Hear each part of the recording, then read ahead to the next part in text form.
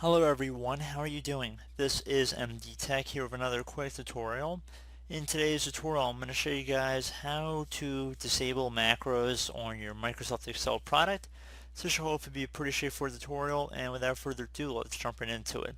So we're going to start by opening up the File tab by left clicking on it one time, and then you want to go ahead and left click on Options. Now you want to go and left click on Trust Center on the left side here. Underneath Microsoft Excel Trust Center, the Trust Center contains security and privacy settings. These settings help keep your computer secure. We recommend you do not change these settings. We have to go in here in order to change the macro settings. So you want to left click on Trust Center settings. And then right away you want to go ahead and left click on the macro settings on the left side.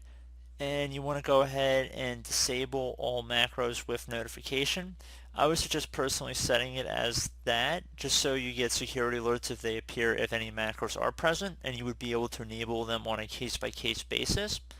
However, if you want to disable all macros without any notification or pop-up, you can select the first option here.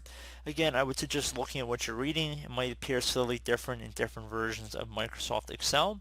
So I'm going to just select disable all macros with notification, so you will get a notification. Left click on OK, save the change, left click on OK again, and that's pretty much it. So I do hope this brief tutorial was able to help you guys out, and as always, thank you for watching, and I do look forward to catching you all in the next tutorial. Goodbye.